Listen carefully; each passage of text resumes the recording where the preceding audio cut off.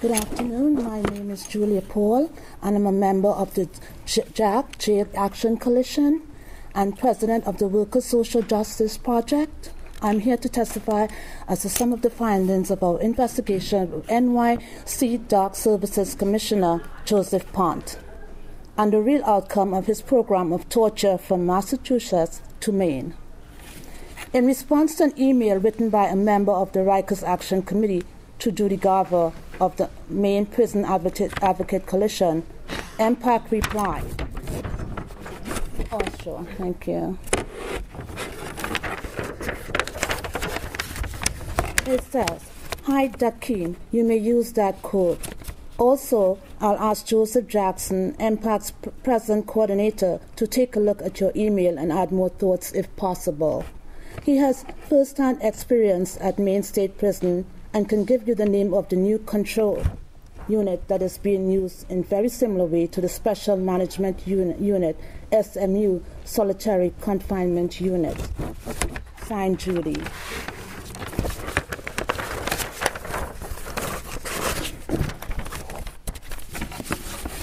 In the main media, MPAC challenged the policies of Commissioner Pont's new control units. Judy Garvey, a member of the board of directors for the Maine Prisoner Advocacy Coalition, challenged Pont's statement. She said new control techniques and reductions in programming and privileges have made the prison less safe. Dakeem thereafter received an email from the present leadership of MPAC. Mr. Roberts, my name is Joseph Jackson, and I am the present coordinator of MPAC. I am familiar with the behavioral modification unit Commissioner Pont is proposing. Pont instituted such a program in Maine prior to his departure, and it's just as you reported. It is very easy to be assigned to the program for any reason a staff officer deems justifiable, and very difficult to graduate from. It includes isolation and sensory deprivation. It is nothing more than another form of solitary confinement. Solitary confinement unit. And it is MPAC's opinion that solitary confinement amounts to nothing more than torture. Hope this helps. If you have any other questions, please feel free. Joseph Jackson, MPAC coordinator. This last email is from the sister of an 18-year-old boy confined to one of Commissioner Pont's sensory deprivation torture chambers. It reads, "My brother went to Walpole around 1980. He was a very young 18. I can't remember how long he was there for, but when he left, he no longer had any spirit in his eyes and never got his spirit back. He always had a twinkle in his eye and a smile. He had been put in that expletive hole for months for no reason except he didn't want to expletive some guards D. They played head games with him all the time, saying he had visitors when he didn't, not giving him his suit for court, then beating him because he said he had a right to have his clothes for court. He didn't have to go into his jail jumper. What I want to know is, why does this jail still have the DDU, the whole? The whole DDU building is to abuse the prisoners. Why can't we have that building shut down? No other jail has separate building to torture people." Closed. We ask that We ask that you use your power to make rules under CAPA to declare that torture ends here. Do not allow Commissioner Pont to introduce his torture chamber into our city or in another state. We believe that the only acceptable resolution is establishing a community review board and instituting the UN standards rules for treatment of prisoners. Raise the minimum, do not lower it. Next, Mark Perino, Clayton Augustus, Colleen Breland. Then Michelle Clifford, Karen Collins, Edmund Duffy. Then Tehran, Louisa Deere, Kenny Jones, Kenneth Stoops. Victor Vasquez, Ronnie Purvis, William Barnes. Sorry, my name was called earlier. Oh, I apologize. And there was a disruption in the hallway. I apologize. I came to bring the words of a gentleman who's in solitary right now, so I want to make sure. My name is Munir Pujara, and I'm speaking on behalf of, I'm reading a statement from Henry Bell, who is currently in the Central Punitive Segregation Unit at OBCC. And he's been there since... Sorry? Bell. He's been in OBCC since November 1st. These are his words. I was put in 3 Southwest after a riot in 5 West. I was not involved in the riot. I wasn't participating and ran into my cell. I still got sprayed with mace. People were beat up, injured, their property taken, and we weren't able to call our families. The riot started after an officer punched one of the people in 5 West in the face. I was given 70 days in the box for participating in the riot, even though I wasn't involved. In 3 Southwest, Department of Corrections does not do anything they're supposed to do. We get recreation time maybe twice a week. Staff comes around while everyone is asleep to offer yard. When we do go to yard, if the weather is bad, people are left out there in the snow and the rain for hours. People are forced to defecate in the recreation cages in front of other people, which is just not right. You have some officers who are okay, who understand what we're going through, but there are other officers who won't take certain people out to rec, who won't shower certain people, who will give the PIN numbers of certain people so they can to other people so that they can use the phone, can't use the phone. People need to get out of their cell. People need to speak with their mothers. It's just not right to deny that. We have we have no general library access. The young people get some school, but how are the adults supposed to occupy their time? Even when we go to the law library, we have to be in a separate room where nothing works, and we can't access the civilian staff to help us.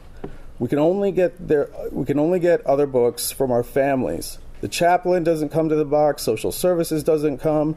All the people we are supposed to have access to do not come around. The officers don't even let in the suicide prevention aides to do their jobs. When services come to the unit, custody staff try to hide it from us.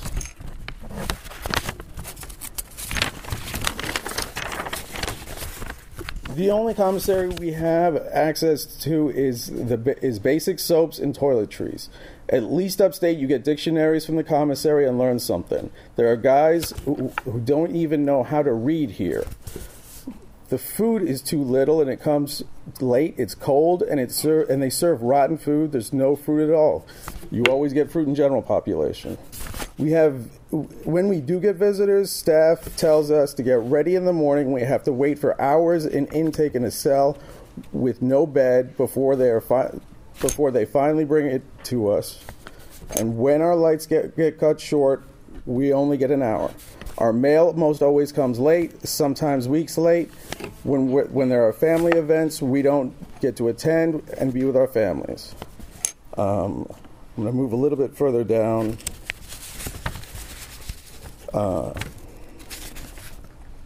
We ask to see mental health, but we don't get to talk to anyone. Mental health comes around, but don't speak to everyone, even when you call out that you need to speak to someone. What's it going to take? For me to hang up? It might be too late before they come talk to me. I'm lonely. I do not get mail. I do not get visits. I just need someone to talk to from time to time. There are times when I just sit in my cell and cry. And I think there can't be any more. There are days when I want to take my own life.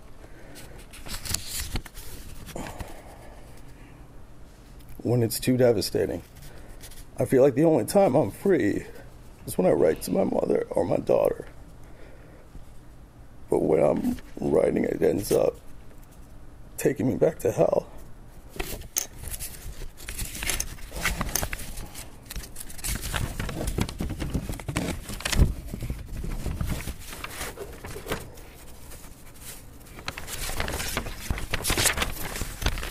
When I was housed in 5 West, before coming to the box, the biggest freedom we had was the basketball tournament. The Bloods played against the Crips, and nothing bad happened. No one got hurt because we were doing something we like to do.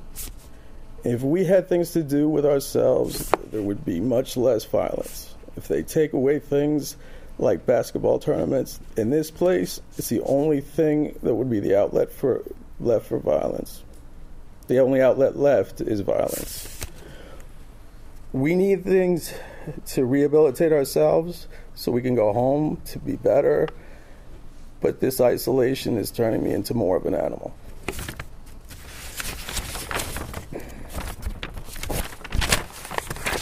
From me, I heard a lot of contempt for a lot of people in prison today. I've heard people mocking, laughing at people speaking, telling their stories. I've heard horrible things being said outside, and the city officials didn't even bother to stick around or hear. Seabrook's done talking, the minute he's done, he's out the door. They're not listening, and they have a genuine contempt for the people that they're talking about. They don't respect the rights that they're asking you to change. The restrictions they have, you can hear it when they're talking, that they don't want contact visits. This isn't just about solitary. This isn't just about these people. It's about all people who are incarcerated. Listen to them when they're talking about the law library and when they're talking about human contact. This isn't just an extra means of punishment. This could be the start of something bigger, or at least it is motivated by something that is more than just trying to use the least restrictive means of accomplishing something and deterring violence. What they're doing is short-sighted and motivated by contempt. Thank you, Chairman Campbell. We are both members of the New York City Jails Action Coalition. My name is Hadley Fitzgerald. I'm a forensic social worker in criminal defense practice at Brooklyn Defender Services, but I'm here today as a member of the New York City Jails Action Coalition. I'm thankful to the 4 board members remaining here. I'm actually a very nervous public speaker, but I'm always really honored to speak on behalf of Jack, because we're truly a grassroots group of activists. Many of us are still here in the audience right now, and many of us are formerly incarcerated individuals, family members of people who are inside, and other community members like myself. And the mayor and his administration seems to understand, at least based on election rhetoric, about what grassroots means. And when I say grassroots, I mean we have our handmade signs, and we're out, on the streets trying to drum up public attention to what's going on on Rikers Island, because we want to promote the safety and dignity of people incarcerated there. We have a pin today asking you, the board, to be an independent board. Don't be in the pocket of the Department of Correction. I was actually second in line this morning at 7:30 behind another Jack member, another concerned public defender. And after 8 a.m., a bus full of correction officers came up First Avenue and skipped the line and went inside as if they didn't also have to wait in the line. And if it wasn't for Jack members protesting that, I think they probably would have just sauntered right in and not been on the line, which is just following rules. And I think, that's been something that's really impressed me about Jack since I've been a member now for over a year.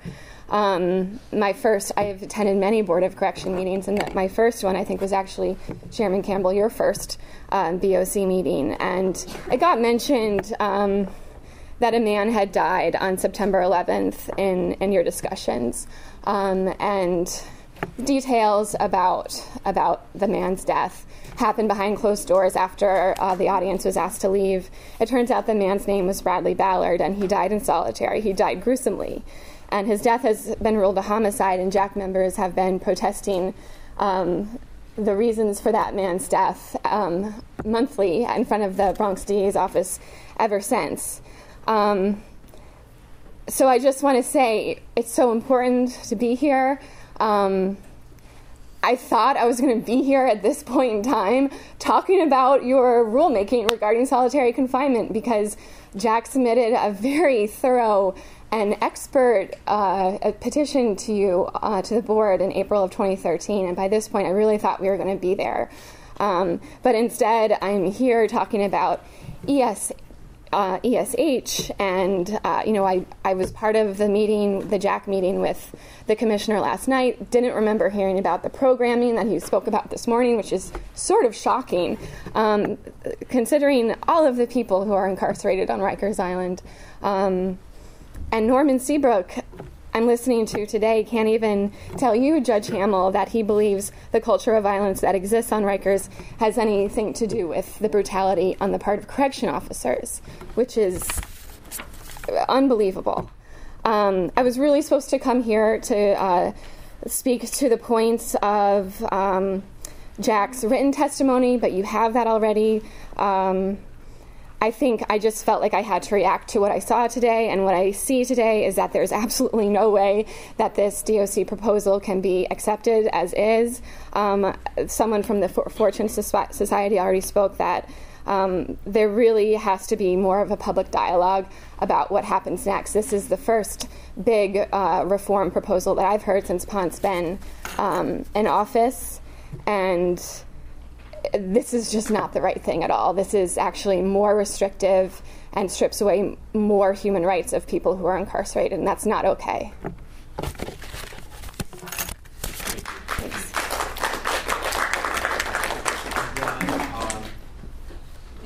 Yes.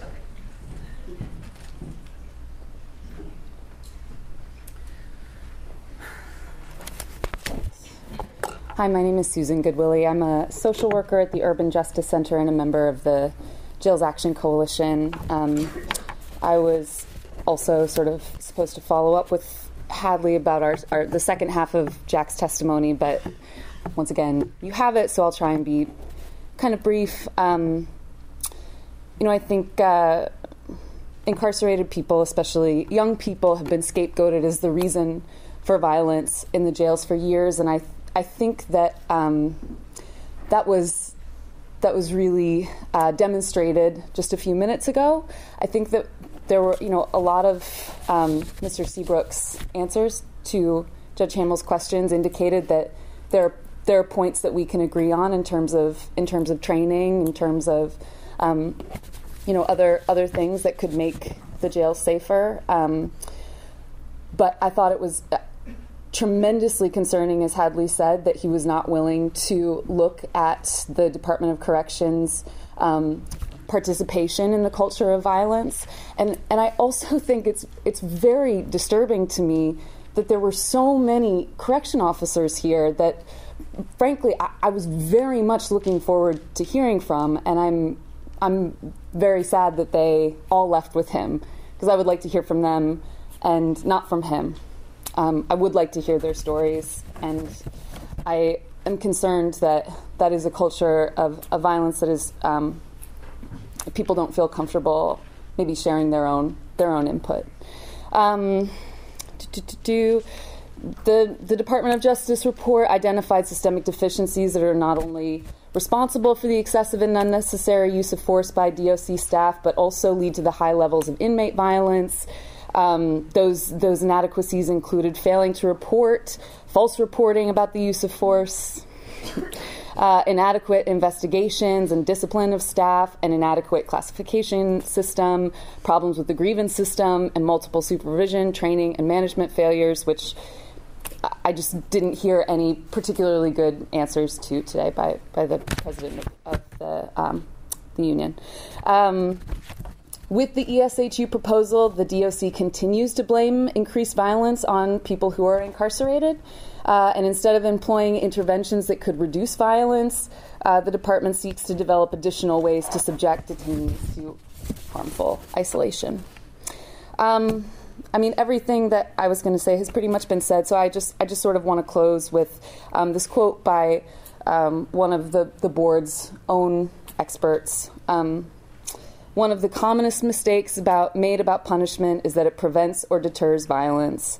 On the contrary, more than a century of research on the psychology of punishment has made it clear that punishment, far from preventing violence, is the most powerful tool we have yet created for stimulating violence. I do not think that these new units will be particularly effective, especially when the department is not willing to investigate their own participation in the culture of violence. Thank you so much. Hi, I'm Deirdre Shore. I'm a part of the Jails Action Coalition, and I'm going to be reading 2 statements of 2 young men who are currently incarcerated at Rikers in solitary confinement. I was 17 the first time I was put in solitary at Rikers. That time I spent 8 months in the box. I'm 19 now. This time they put me in as soon as I got to Rikers for time owed from the last time I was sentenced to the box. I've been in here for 5.5 months, and I have 1,700 days left. For 2 months while in the box, I had enhanced restraints on, waist shackles and handcuffs. I've never been given any alternatives. It's always just the box. Being in there, I just feel so helpless and depressed. Even though I was supposed to have rec every day, I was only allowed out for 10 days out of the month. They've been a little better about it lately, but when I go out, I just get put in another small cage alone. When I was first sent to the box, I screamed and I shouted to get out. When I couldn't scream anymore, I banged on the walls. Now I find ways to break the rules just so I can get out of my cell for a little bit. I've been diagnosed with bipolar disorder too. I'm supposed to be getting mental health services, but they can't do anything for me. The mental health professionals come by once a day, ask me questions like, "How are you?" and then leave. Once a week, I leave the box to talk to them for 20 minutes, but we only get to talk for that short period of time. Since I've been in the box, I just feel so angry, and I don't have the patience for anything anymore. My cell is filthy, and they never clean it. The paint is chipping. The food is disgusting. It's always cold because they never bring the meals on time. There's always an excuse for them not to do what they're supposed to be doing. One time, another inmate cut my arm really badly when I walked by his cell. The COs took me to the clinic and put gauze on it. I had to wait like that for 6 hours in another cage while I watched the bus that I left on sit outside for 6 hours. And I was never explained why it took that long to transfer me to the medical facility to tend to my wound. I have cuts and bruises on my wrists from the COs handcuffing my hands very tightly and then putting them as high up as they can. They call it upper body control hold. The cuts on my wrist keep reopening because of it. A few times when the COs wanted me to get out of my cell, 5 or 6 of them came in full riot gear and beat me. They said I was resisting, but I wasn't. The emergency service unit is the most violent and aggressive. They're supposed to be there for emergencies, but they just go in your cell and throw stuff around because they can. Last time I was in the box, I was still in high school. I got the work from my school each week, and it looked like a vacation package, but there was no one there to help me with the material there or to teach me. There was nothing. Because my mom is a corrections officer, the COs say I get special treatment like showering every day. I think they resent me for it. All I want is the minimum standards. I just want them to give us what we're supposed to get. The next statement reads, I spent 124 days in the box at OBCC in 4 Southwest. I then went upstate, and when I came back to Rikers on a new case, they told me I owed those very 124 days, and I had to reserve them. To get rec while you're in the box, you have to be by your gate by 5 or 6 in the morning. They don't even announce it. I made it out maybe twice a week. You get way less food, everyone loses weight in the box, and you have to act out in order to get out sometimes, and you have to beg and act out for things like toothpaste and toilet paper. You spend your days in a filthy cell full of roaches. I start acting out, flooding the cell, blocking the slot, anything just to get out of there. Opening a new punitive segregation unit, whatever you want to call it, whatever name you call it by. It won't do anything to make the jail safer. When there are all these restrictions like no contact visits, getting your mail read, no commissary, you are going to do what you have to do to get out of that unit, even if it means going back to the box. When you put together a bunch of violent people who are already acting out in the house, in general population, they are going to get violent to get out of there. I want to thank you for giving me the opportunity to present these two statements and to give a voice to these voiceless citizens. Thank you.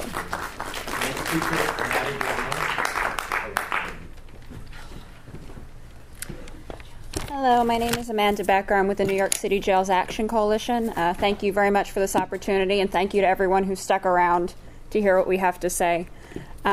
First, I'm here to read testimony on behalf of a friend of mine, and then I'd like to take a minute to say a few words of my own. So my friend writes, "Hello, my name is Tina Espinal, grandparent of Sean Presley, and this is his story. I'm here today to say to everyone in this place that I'm not looking for sorries or for pity.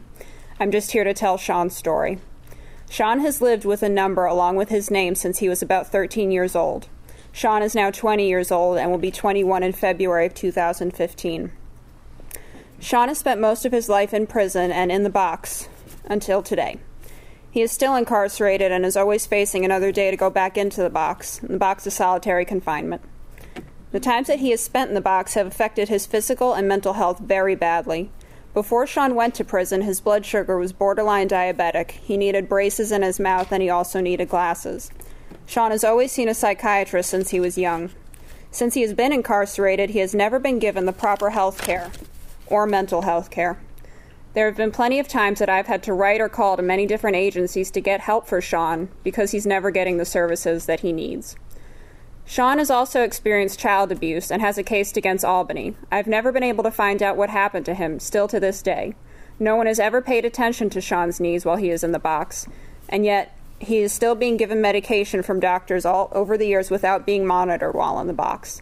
And he has always been suicidal while in there, but no one has ever paid attention to him or his needs until today. No one's eyes are open." So that's from my friend Tina about her grandson. And just before I wrap up, I wanted to take a second to address one of the points that Mr. Seabrook made and pose a question to the board and to everyone here. What is it that causes an incarcerated person to rape? What is it that causes them to slash, that causes them to extort another person? What is it that causes a corrections officer to smash an inmate's face in? These are lived experiences that drive these actions. People are not purely evil. There is not an innate badness that causes them to do these things. It is lived experience, it is lived trauma that is the driving force behind all of these things. And that needs to be considered in any policy that is put forth by the board or any legislators, if there are any left in the room. What we need is intensive therapeutic rehabilitative programming for people at Rikers Island and for jails and prisons all over the country. We need stricter standards to hold corrections officers to when they are being recruited, when they are being trained, when they are being put into work. I think with those things, then you will see a vast reduction in violence. And I think that's obvious, but I feel the need to say it despite so many people having said it already today. That's why we're all here, is to make sure that safety is maintained and safety is improved for everyone. And I hope that you will consider that in your rulemaking. Thank you. Hi, my name is Myra Hutchinson. I'm a family member with a godson who's in correctional facility right now. I want to react to the Seabrook testimony, and I think there's a lesson there in that it was humbling for him to have to sit here 5 hours and hear everyone's testimony. I would like to see, Joe Ponte? I would like to have him sit here and be humbled by the testimony, if it's possible. Or maybe you can alternate it. But to have these officials come in, speak, and then leave, and not hear the community, I think is a disservice to us. The other thing is, I'm opposed to this ESHU because if you build it, you're going to fill it. We have not tried anything worthy of corrections in the sense that everything has been punitive. We need to shift, and I'm not going to even use the 5 minutes. Okay, we need to shift attitudes in society. It has to be intervention, and people here, the experts here, have ways that we can intervene so that people are not do not react in such a violent manner. That's all I have to say. Thank you, Ms. Hutchinson. Good afternoon, board members. I'd like to thank you for the opportunity for letting me testify. On behalf, I'm Gabriel Kilpatrick. I'm with the Rikers Action Committee, and I'm a student at City College. And on behalf of the Rikers Action Committee and the Jails Action Coalition, I would like to introduce a proposal that was announced before, but I want to go in more depth about it. In that we propose a community review board. We insist that this community review board be an independent, accountable, fair oversight agency that builds trust and ensures standards of integrity and decency between the citizens of New York City and the Department of Corrections. The emphasis shall be placed on independence. For this review board to be effective, it should not have any extensive relations with the Department of Corrections, City Council, or any other government agencies. The review board should operate as a forum for individuals from the community and prison populations to voice their concerns about abusive prison practices, as well as reporting these situations of correctional officer misconduct that they were involved in or witnessed. And additionally, the board must have the capacity to recommend and advocate new prison policies that will be beneficial in promoting mutual understanding and cooperation between the prison and the inmate population. We believe that we have the authority to give this granted by the City Administrative Procedure Act, Section 1043, Subdivision A. By this joint resolution, we petition the board for introduction of an ad hoc community review board. I think in order to properly understand how this community review board will work is that we look at the failures of the current police civilian complaint review board. Fortunately, it's been accused of collusion with NYPD in handling investigations of police misconduct, and there are several reasons for these circumstances. And our community review board that we wish to establish must take proper care to avoid these mistakes again. Specifically, the candidate nomination process is something that's we could change because we emphasize independence and we want people in the community to be on this board. Its members should be democratically elected, and it should be an independent agency that serves the people in the inmate population in New York City. I think the appointment process, the nomination process is something we need to focus on. Like I said before, we need to have people on the review board that come from the oppressed and disadvantaged neighborhoods in New York City. You heard before about the 7 neighborhood thesis. Basically, again, 85% of the prison population in this state comes from 7 distinct neighborhoods in New York City. So it would be logic that if we want a community review board, we want to stress that in the title, that the people on this review board come from these communities where they have the experiences of and have the knowledge of people and the family members, friends that that are at Rikers, that are detained there. And I think the accusation of collusion between the current police review board and the police department should be a stark reminder for this future prison review board. I think we have to make sure that the resources are provided again to this independent community review board and there's impartial investigators that have the ability to investigate situations of misconduct. I just want to end with the story of one of the dark moments in Rikers Island about 56-year-old veteran Jerome Murdo. He was sent there on a trespassing violation. He was homeless and he sought refuge from a harsh, cold night. He had possessed mental disabilities, and he was sent to the mental observation unit at Rikers Island. Observation unit in quotations, because again, this observation unit failed to observe that he was scorched to death in a 100-degree Fahrenheit cell. And there were many reports, there were many complaints by inmates there, but none of them were followed through. So we have to ask ourselves as a society, how many more Jerome Murdos do we have to have? How many more people have to suffer? How many people have to die for people to act? I think how many times our citizens are denied basic human rights and human dignity for we as a society denounces injustice and takes effective measures. So this coalition that was assembled here, we have alternatives to solve this problem in society. And I'd like to remind you that this community review board that we are proposing will not come into fruition by the blessings of officials and politicians. We would prefer that, but our legitimacy stems from the will of community. And our mission is to provide concrete support to them and their friends and family.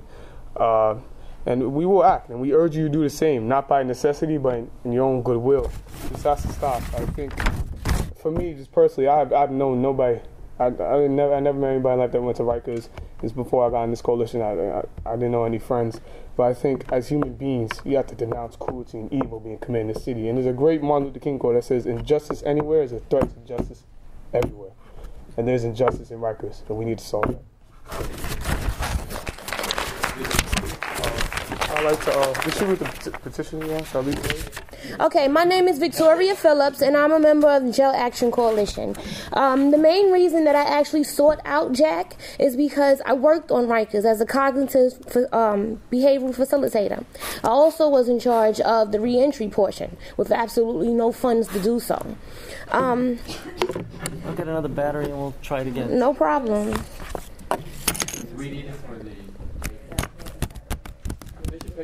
Continue? Okay. Rikers is where one can confirm the school-to-prison pipeline and observe mentally damaging words and abusive actions inflicted upon our youth. Our city uses broken windows policing to assist in mass incarceration, enslaves them without substantial education or therapy, and then releases them and demands that they become productive citizens. Who is to blame if the recidivism rate does not drop? At the previous Board of Corrections meeting, I had heard several accounts of verbal and physical abuse placed on officers. One mentioned being urinated on. Another spoke on incarcerated individuals lying about assaults to make a profit off of the city. Yet for each account given, I could recall an unprovoked account similar in which officers were the aggressors, such as spitting on incarcerated individuals, or where I heard officers bragging about being awarded tens of thousands for sprained wrists or much more for injuries, and then buying houses and cars. Having worked in mental health, hospitals, MRDD, substance abuse, homeless, and criminal justice facilities, I am well aware of the dangers that come with these populations. Previously, I too have been urinated on, assaulted, and threatened. However, at no time did I act on my feelings to dehumanize or harm any person. Our city has over 40%, Point earlier said 33%, of its incarcerated population diagnosed with some form of mental illness. And while some changes have recently been discussed or implemented, much more must occur. Different ways to maintain accountability need to be addressed, and DOC must first realize and truly accept there is a major problem. There is still discussions of not accepting this new correction policy that a lot of officers like to say, and I personally recall often being met with resistance regarding change. A person decompensating should never be called an animal or told to use their socks as toilet tissue because an officer is overworked, annoyed, or incompetent. Please hire more appropriate mental health staff, give the proper ratios to address the immediate needs of the populations, and hold all staff accountable. And everybody has come up here and mentioned this in one way or another, but it doesn't get done at all. And I mean that even with the people that you bring in to do trainings. Don't allow people to force feed you fake data. Yes, the administration failed the department over many years, but so have the officers who disobey policy while integrating terroristic and bullying behaviors into their profession. When one chooses to be silent while human and civil rights are violated on a consistent basis, they too are part of the problem. Their cowardly silence, although it can be understood sometimes, it can never be respected. And when I say it can be understood, a lot of officers have mentioned that they would speak up, but they're afraid of retaliation. Corruption runs deep in the Department of Correction. I, too, often face times where I was hesitant on reporting people because I had to come back to work the next day and deal with them. For example, one day in one of the schools, in the main school they call it, in RNDC, I came up some stairs, and there was a young man that I had dealt with in the box, and this is not even part of what I wrote, but there was a young man that I had dealt with in the box for only 2 or 3 days, and then they removed us from even giving them any type of therapy in the box. And several months later, I came up these stairs and I saw him handcuffed with the white plastic cuffs, face down on the ground, and 3 officers beating him. Now, I had to make a decision that day, and being a single mother of a young son myself, I could not drive over that bridge and go to sleep and not do anything. And because my mother is buried in a military cemetery right now, and I come from a family who fought for our Constitution, I believe that is our duty to speak up against injustice. So I reported it. But we were told not to go according to the channels that DOC has in place to report things, go directly to our director. And so I reported it to her. We informed IG.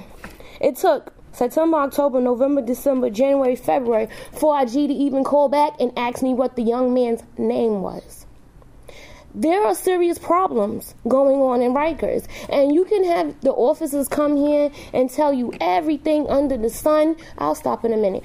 You'll have the officers come here and tell you everything under the sun, but you have to hold them accountable. I saw de Blasio this week touring RNDC. I guarantee you, the areas they took him to were areas that they just cleaned up and just moved those kids to, because that is what they do.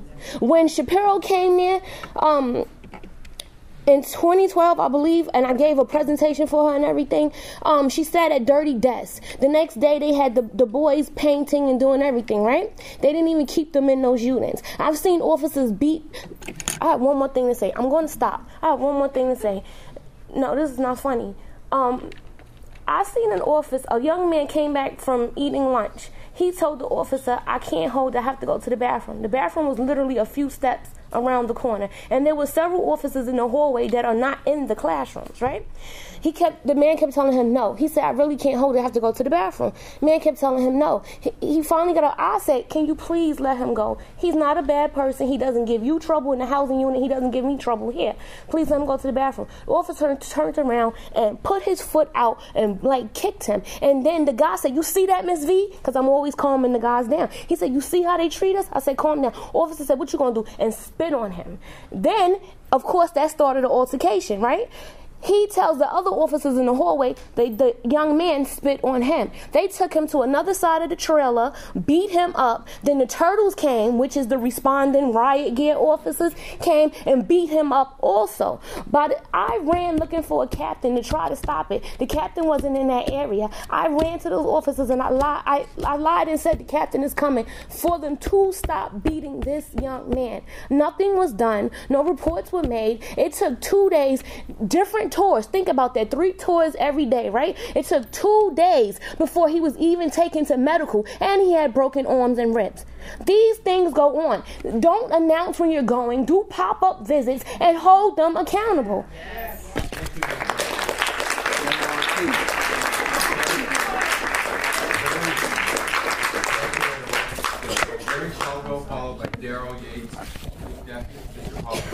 Good afternoon to the board. Good afternoon to the audience, and thank you guys for sticking around, waiting it out. It's been a long day. My name is Larry Coldwell.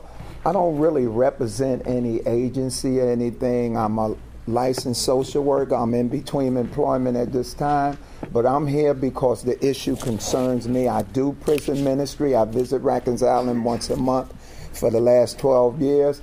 I go upstate to the prison for the last 12 years. I've been in and out of prison, the prison system. I started at 9 years old, and I was in a box at 15 years old. So the issue concerns me. We've heard all of the motifs in terms of the legality, the psychological impact of it, the system itself. So I just thought I'll read these following things here. First, I said that Black lives matter. When we're talking incarceration, we're talking about the majority of the inmates of African American descent. That's the majority of them. And then I also said inmates' lives matter. Now, I say to us, to the board, what type of people are we preparing to come back to society, to be on the train or on the bus or walking down the street with my mother, with my 20-year-old daughter, that the system has motivated and developed into this evil person that wants nothing but revenge? Where am I going with this? I'm saying to us is that if we treat people like animals, they will act like animals. We have to change the paradigm of how we're dealing with the prison population. Rikers Island is a problem, but I see problems upstate in the prisons upstate. Things have changed in the world and in America. We care, and no offense to pet owners, but we care more about the dog that's lying in the middle of the street than we care about another human being that's lying in the same spot the dog once lied in.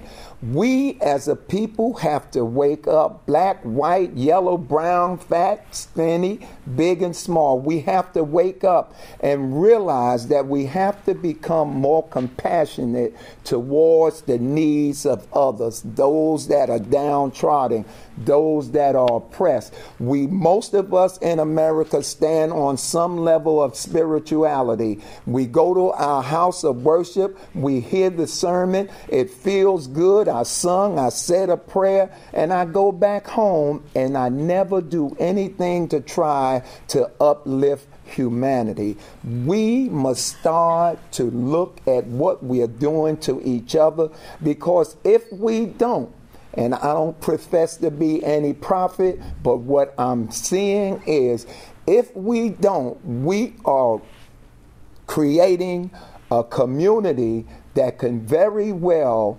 upset all of our Fifth Avenue, sitting out on the restaurant eating a nice dinner on Fifth Avenue, and the next thing you know, there's this mass explosion in things. We're creating monsters. We're creating mean people, angry, filled with anger and frustration. And when you reach that place where you're filled with anger and frustration, the only thing left is to act out in the most desperate way. And everybody knows we live in a terroristic time. All right, let's be for real. Let's keep it for real. We live in a time where tyranny is what most frustrated people use to express themselves. Boston bombing, the school that the guy shot up and killed up. We live in that day and time. We have to rethink how we're dealing with people, be they inmates or just sleeping on the corner of the street. How do we deal with them to bring out the humanity within the individual instead of the dog that lies within each and every one of us, if the truth be told? Thank you very much. Elder Reginald Owens. Good evening, everyone. I greet you in the mighty name of my Lord and Savior, Jesus Christ. There may be people of other faiths, so I greet you in the name of our Lord and Savior, who is God. But I've come here today as an elder of the body of Christ and as a father who had two sons incarcerated, unfortunately, at Rikers Island, family members, and at the very same time as a concerned individual. But more so to let you know that the game that we are playing here, the game that we are participating in, that one day, this is not a threat. I heard what you said, young man, just that came before me.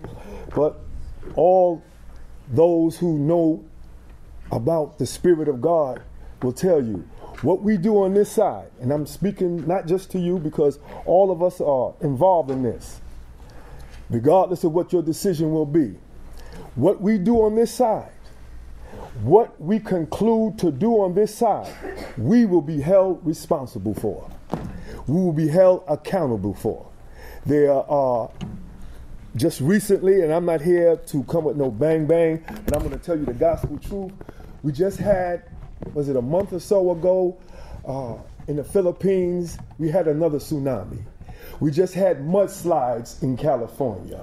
We've had natural disasters that are disproportionate happening around us. We had, I think it was in Jersey, a 1.89 earthquake. And I say that to you because there's a spirit that knows all things, and he's watching, and he has angels that is dispatched. And I really didn't want to get spiritual with you, but after hearing all that has been said, enough has been said. I've heard it from doctors, and my heart jumped for joy to know that those who are in the society who have been matriculated to the university system, that they're telling the gospel truth. Something has to change, and enough is enough. I heard the young lady just say that something is going to be, there's going to be the young man said that there's going to be a response in the streets. He talked about Black Lives Matter, and they do. White lives matter. Incarcerated lives matter. It's time for a change. And I say that because and I'm not ashamed to say that as I marched in the streets just, I don't know, was it a week or so ago, I thank God that he gave me the strength to march from West 4th Street to 34th Street to East New York to Akai Gurley's home. And as we marched, it made me realize that in the 60s there were black people marching. But now I looked and I saw people who were white, people who were Asian, people who were older, people who were younger, children were there because something is very sick, demonic that's going on in our institutions, and Rikers Island happens to be one of them. I googled the worst prisons in the world, 15 of the worst prisons of the world, and one of them, the number one, was Rikers Island.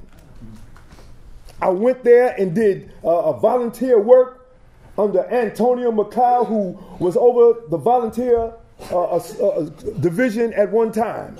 I happened to be a correctional officer and then became a correctional counselor because I saw the wickedness, the satanic work that was being, the satanic work that was being done in corrections. And the Spirit of God moved me to want to work with human souls. Later on in life, he called me into the body of Christ. So I stand here with you looking at Matthew chapter 25. And I'm asking you to read for yourselves, Matthew 25, verses 31 to 46, talking about concerning judgment. And I want to leave you with something. Some people's names for you to go and do homework. The name is Dr. Donald Ewen Cameron. Dr. Donald Ewen Cameron, E-W-E-N. And I say that name because as I heard about Ponte and whatever he did in Massachusetts, there is a way that seems right to a man, and it leads to a path of destruction. Dr. Ewen Cameron was a leading a psychologist, and he worked with electroshock therapy. And when he found out that there's chemicals that we have in our body, and those chemicals will cause us to go into a relapse. We're going to a type of a sleep. And then the brain can be disordered or rearranged to do, first of all, what was in the brain is wiped out. The slate is wiped clean. Then what happens is you can put new information into that brain and you become brainwashed. All I'm trying to say to you in a very simple way is that what I've heard about Ponte's program and what I've heard about in corrections, not just New York, but in the correctional system that I worked in, when you're in a SHU, when you're in a individual solitary confinement, it was my responsibility to work with them. Never lost one. Never lost a suicide case. Never lost ones who went in there who were detrimental to themselves or others. They came out better because I was empowered with someone who's better than me. I had to train all the correctional staff. And then anybody that came in through what the Lord gave me called a cultural sensitivity awareness training program. And I participated in it at the Department of Corrections at Rikers Island. There has to be a change in the heart, the mind, the soul. Because once you look at human beings as cardboard, and you have the authority and the power to do things to them and place them in places that's detrimental to their well-being, the brain changes. The chemistry of the brain changes. And what happens is a brainwashing takes effect. And what we have is, this is why we have an increase right now in crime. We say it's not reported we say it has decreased in New York, but much of it is not being reported. Black lives do matter. All of the lives that are incarcerated. And I heard what the gentleman who's the head of the union said about the correctional officers. They need to be trained.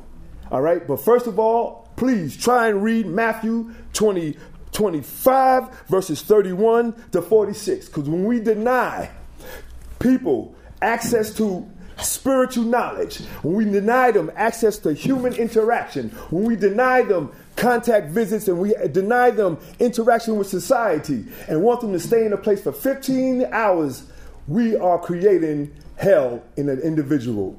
But there is a way, and his name is Jesus. And I have to stop now. I have to be obedient. But all I'm trying to say to you is that Do not allow yourselves to be controlled by any other institution aside from your board. And who am I from? I'm going to find myself to JAC. Bless you in the mighty name of Jesus Christ. Terry Hubbard. My name is Terry Hubbard. I'm a member of the Jails Action Coalition. That was my big brother that spoke. Wow. I heard everything today.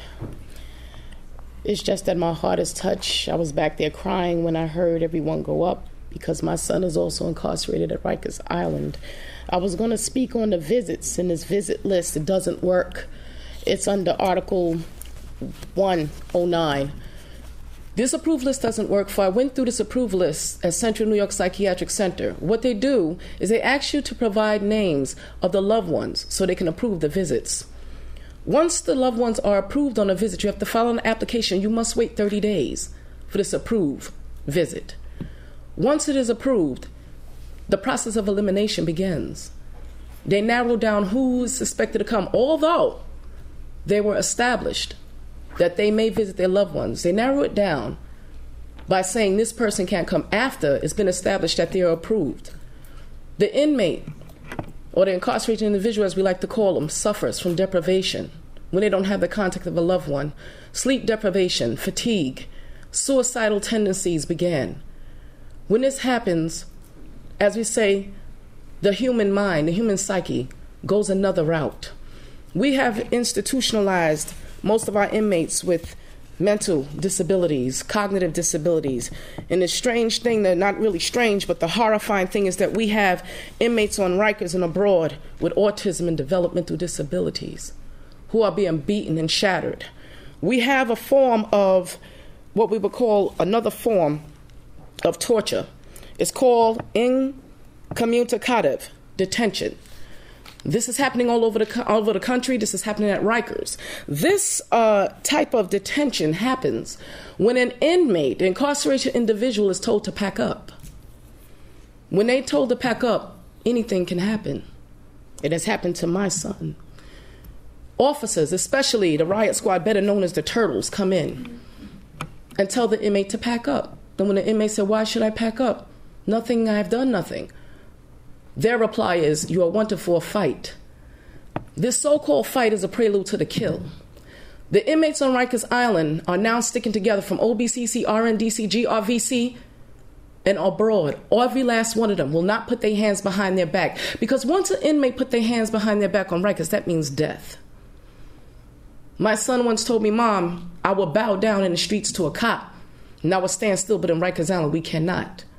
For the time we put our hands behind the back, that's when we meet our maker. That's when we cannot fight back. This type of detention is heinous. Inmates are packed up, sent to states, sent to, we call them secret camps, concentration camps. Outside of New York, outside of the world, our inmates are being taken from Rikers Island, upstate New York, and shipped to other countries and other states. That's why we lose track of them. I've been doing this study a long time. I don't have my PhD yet, not even my master's, but I have it in streetology. I worked with incarcerated individuals, and they told me this is the secret. While thousands of them lay up in Clinton prison, where their brains were opened up, and they were sacrificed because the doctors stated they wanted to see how the criminal mind in blacks work. Well, I come to let you know that we must ban this ESHU for the ones, not for just all the inmates, but the ones who they really target, the mentally ill, the ones with autism, the ones with developmental disabilities, the one with intellectual disabilities. Right now, my son told me he is afraid because he doesn't know when the new recruits come in with the Turtles and say, pack up.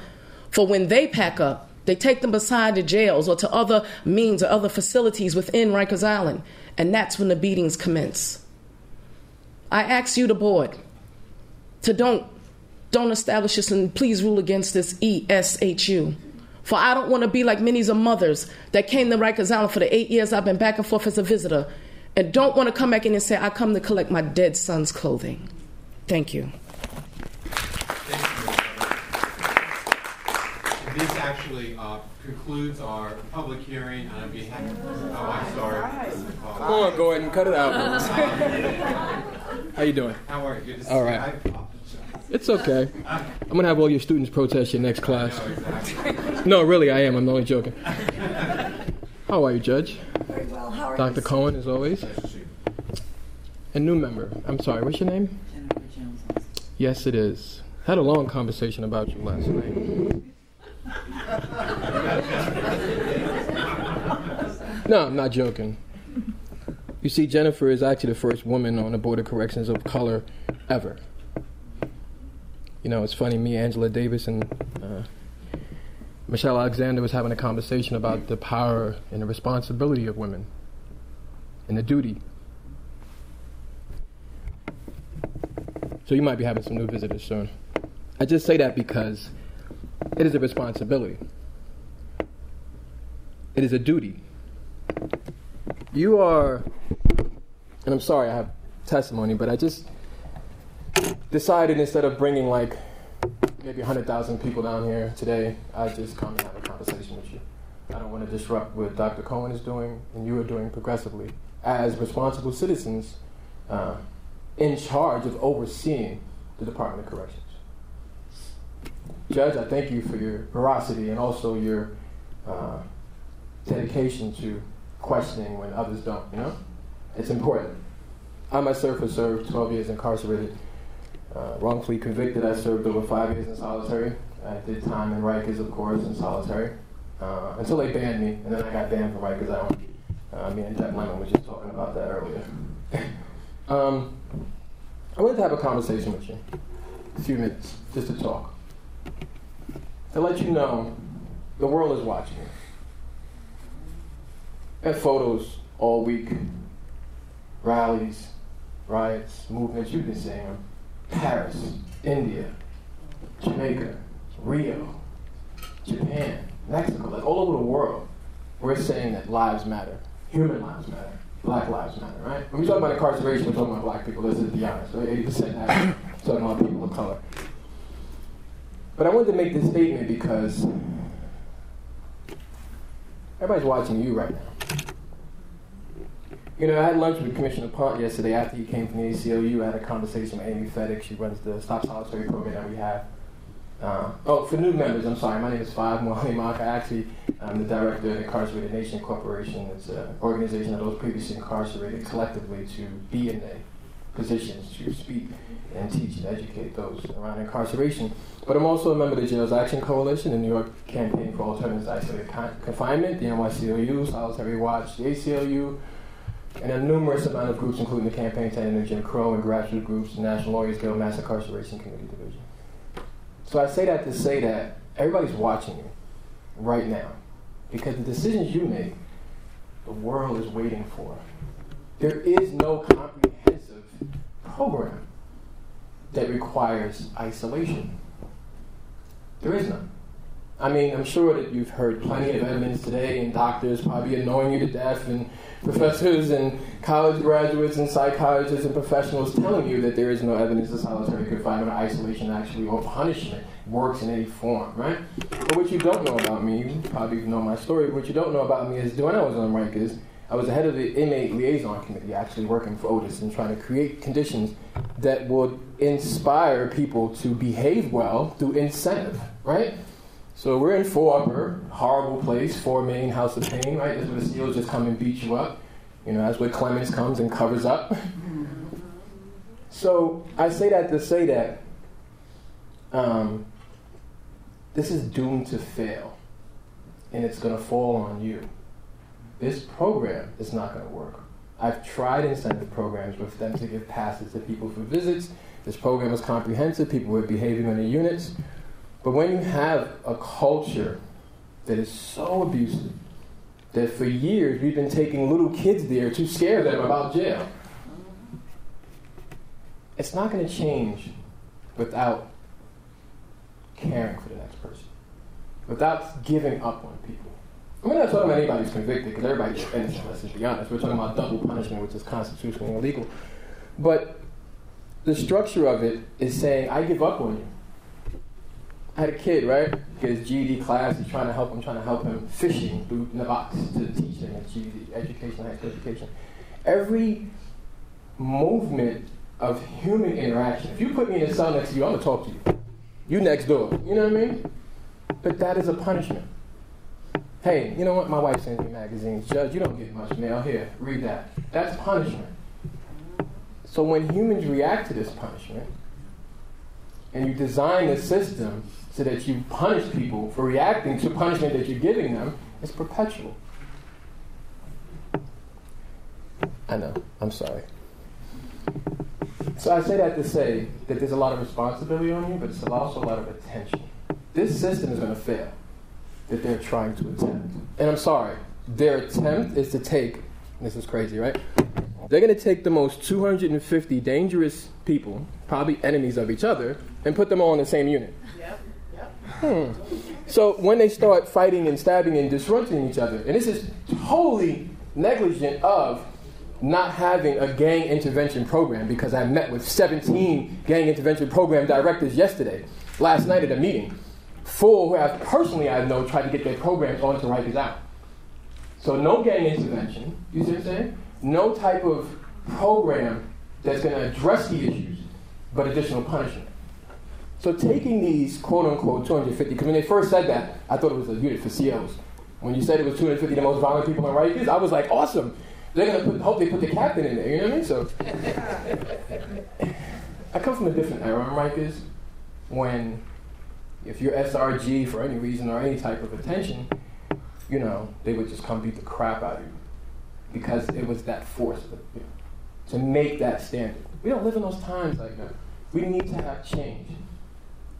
So treating people like humans, especially our taxpaying citizens who just can't afford bail. I had this conversation with the mayor a couple weeks ago because they're trying to reform bail now because the structure of bail is really the issue. So we're talking about poor people and poor people of color.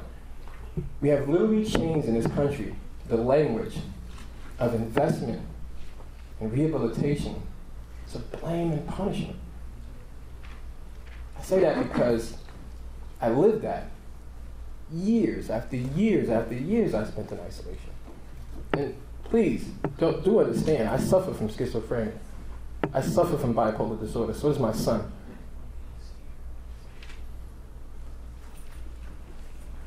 When you place a person and restrict their rights, you're talking about restricting religious rights, communal. You're talking about restricting law libraries. You're talking about restricting visits, family, human contact. You're talking about restricting people. How are we facilitating correction if the only thing you're doing is punishment? Barry, it's not going to work. Dr. Cohen, it's not going to work. This is a plan set up to make you look like you're going to fail. So yes, Norman Seabrook comes in here, sad to say, after leaving the radio station, comes here with everybody from Rikers, so there's nobody staffing at Rikers today. Right. You know that, right? There was already an incident where it was understaffed. That's right. Just to prove a point that he can do that. Just like he held a boycott with citizens going to court. Because he can do that. I've seen him call Commissioner Bureau, Commissioner Shiro, Byrd. I've seen him talk to Elizabeth Crawley like crazy. You know, this is this man who is the professional leader of people protecting our citizens, right? But what does he say every day? Rikers is a dumping ground for mental jail. It's true. I agree. So we need more therapeutic units, but we need a human response. And if you fail on this, well, the rest of the world will have to look for other solutions, right? But if you do succeed, and you do stand your ground and say, no, this is time for change. This is time to clean house and make a change. We will make New York the model that everyone else will follow. You don't believe me? Call Senator Dick Durbin. Call Ted Cruz. Call U.S. Al Franken. They'll tell you the conditions of other states. Because I've been out there speaking to them on events and testifying on their behalf. One more thing, I'm sorry. Okay, you go ahead as a speaker. Sorry, brother. I told Assemblyman Daniel O'Donnell the other day, last week, reason that Albany asked me to testify for his legislation. Because I support all legislation against torture and solitary. And I told him, there used to be a time, right, where if you was the commissioner or the head of a department or in a position of authority, and if you was the mayor, you had to face the people, right? Remember the term like shaking hands and kissing babies? You had to go out there and listen to the people and hear their complaints or hear their woes, but also hear their grievances. That doesn't exist nowadays. You guys exhort that. It's wrong. So the voice of the people and the opinion of the people have to wait to last. You have to wait to last, fight with them to get in, and then wait to last to be heard. What you're setting the standards for is setting the standards for this world. Because we are the financial capital of the world. We're the fashion capital of the world. I don't know how, but we're the fashion capital of the world. But we're also the torture capital of the world. And who's responsible for that? Our citizens who are on the board of correction. Thank you. The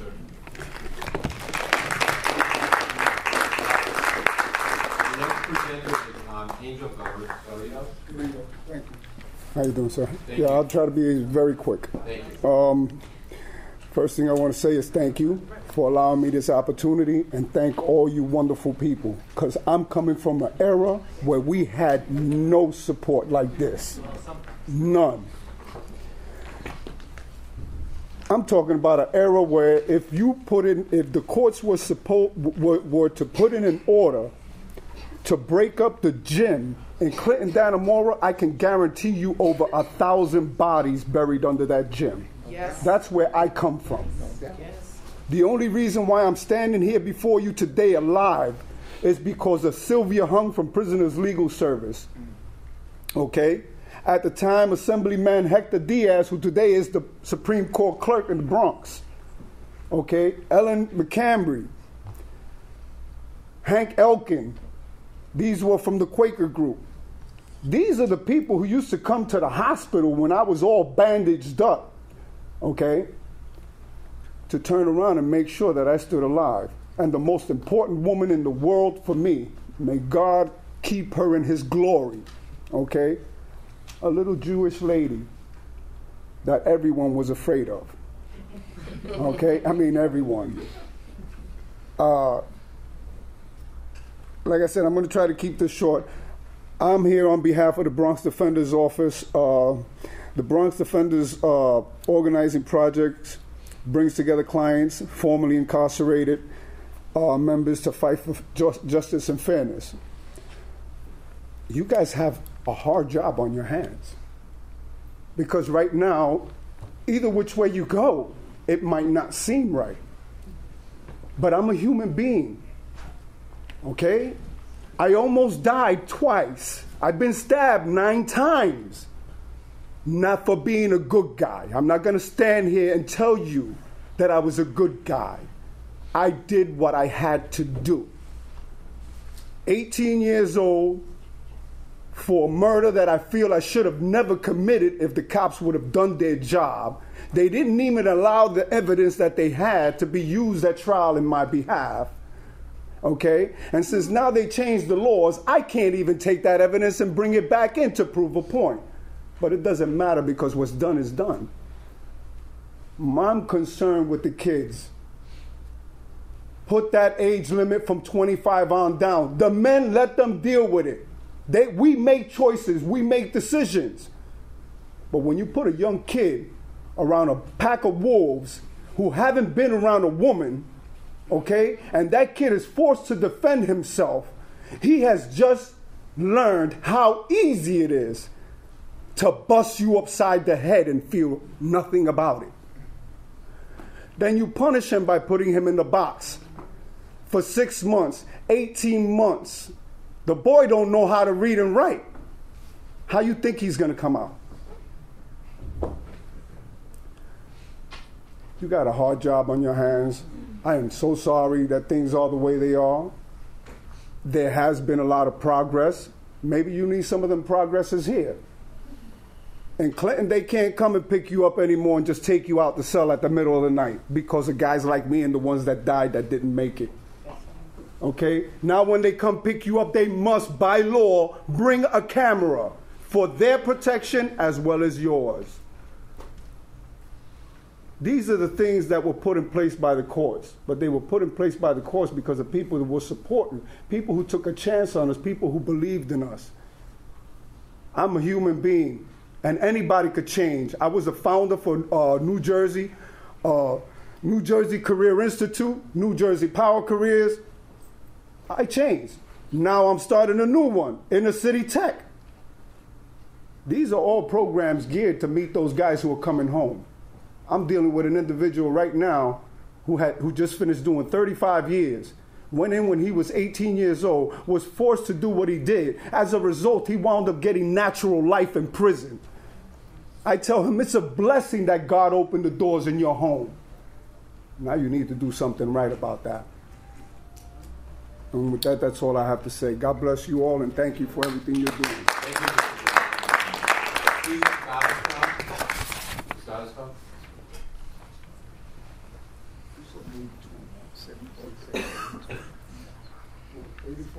Hi, good afternoon, and thank you for letting me speak with you, and especially we were here this morning and the room was so packed we were unable to get in, so I'm glad I'm able to come back this afternoon and speak with you. I'm from the Osborne Association. I'm Associate Executive Director there. I oversee most of our program operations, which includes all of our Rikers Island-based program services for adolescents and adults. We're seeing around 1,000 children, say adolescents, but we like to say children and adults every day. And we absolutely support, seek, advocate strongly for the eradication of solitary confinement in the city's jails. I absolutely trust that my colleagues in the field have made that point clear and driven it home relentlessly throughout the day. So I'm going to choose to use our time this afternoon to bring forth the voice of children, of people who have a parent detained in one of the city's jails and potentially being locked in this proposed ESH unit. Particularly around the non-contact visiting in this unit. The proposal to reduce visiting days and to make all ESH visits non-contact violates the child's right to be considered when decisions are made about her parent. They also violate the child's right to speak with, see, and touch his or her parent. Visiting a parent behind or through glass is traumatic and confusing for children. New York State is considered a national leader in criminal justice and public safety, with both incarceration rates and crime going down. It is also out ahead of many states in offering contact visits as its standard, and we should remain a leader in this area. While some people feel that a parent who commits an act of violence while incarcerated should have their visits suspended, this response disproportionately punishes their children. There are ways to hold people accountable for their actions that do not punish their children. In fact, children are sometimes the ones to hold their parents the most accountable, asking them direct, confrontational questions that are painful for parents to answer. Parents should not be given a vacation from parenting as a response to infractions. They should have to face their children, who often are motivations for improving their behavior. Children need access to their parents, and that includes multiple visiting days with after-school and weekend visiting hours, and the ability to see, speak, and touch their parents. Considering the well-being of children through criminal justice policies does not mean being soft on crime or discipline. It means teaching and modeling that there are consequences for actions, but that these are appropriate, clear, and not randomly and unfairly inflicted on the children and family of those in custody. The Board of Correction and DOC has an opportunity to be part of a teaching accountability and responsibility. Yet currently what is more often taught is that punishment is cruel and unnecessary and disrespectful to everyone affected by the criminal justice system. These are the most common messages that children walk away from a DOC facility having learned: that the system, laws, and policies are mean and unfair, that people in uniforms are the bad guys and their parents are the victims. It is possible to take security concerns seriously and to implement policies that reduce the likelihood of contraband and violence, while also being mindful of the children and families who care deeply about the people in DOC's custody. The current policies and practices of the criminal justice system, including New York City DOC, convey that sacrificing children's well-being is the acceptable collateral damage of incarceration, and that this is the unavoidable cost of protecting society. This is not true. As the department works to shift aspects of its culture and public understanding and opinion about officers' responses to people in custody, visiting creates an opportunity to change the negative perceptions that the public and children have of officers in jails. Children often refer to correctional officers as police, and their interactions with correctional officers shape how they feel about authority figures and about the law. Every interaction with a child is an opportunity to heal the trauma of the separation and a possible negative view of officers. A positive interaction with an officer who cares is incredibly important for children, and there are ways to maintain a high level of safety and security while providing child-friendly visiting. We thank the department and the board for your efforts to end harmful segregation practices, but we urge you not to create new traumas and harmful consequences as you resolve existing ones. We respect the difficulty and risk of this endeavor, and we hope that the ESH is a stepping stone to further reduction in the use of segregation, and we are happy to continue to be part of positive solutions within the department. Thank you. Thank you, Ms. Costello. So, Dr. Is there anybody else who needs to speak, who would like to speak? Well, just as a board member, I want to simply thank all of you for being here all day, for giving extremely moving testimony. I believe that all of us on the board who heard what you have to say were changed by it. I think the fact that we are here today talking about creating an additional segregation unit is beyond distressing, as some of you have said. I hope that the testimony you gave today will change the attitude of the board and more importantly, the attitude of the mayor. I mean, I think that's what we're here about right now, to be supportive of the appropriate political response to a crisis in jails and prisons in this country, and the use of solitary confinement, and it is not to create more segregation. So I think you were amazing today, and I'm very proud to be on the Board of Correction to support you and represent you. Thank you.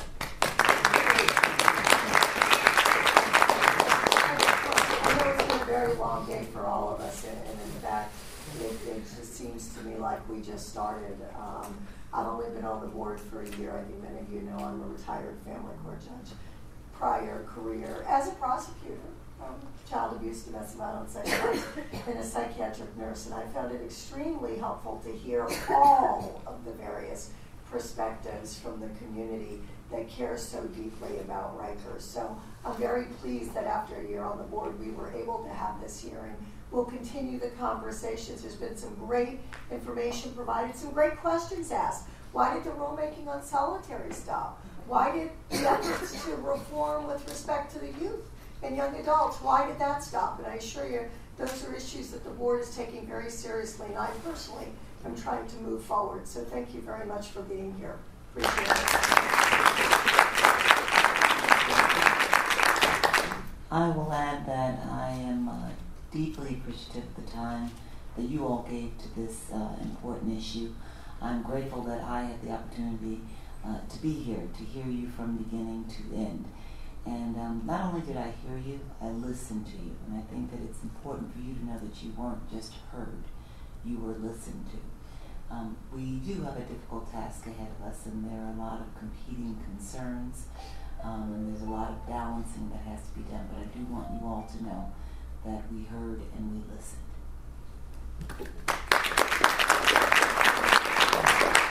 I just want to echo my colleagues, but first I want to thank the Department of Health and Mental Health for their hospitality.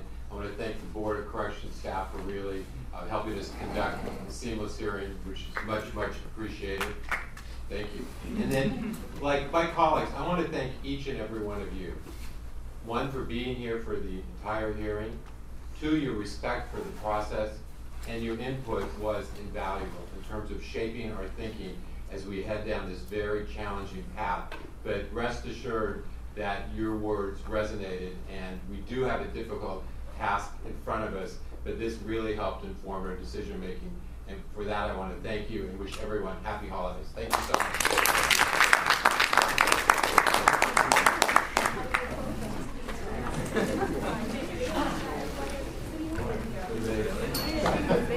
Thank you, Michelle. Good job.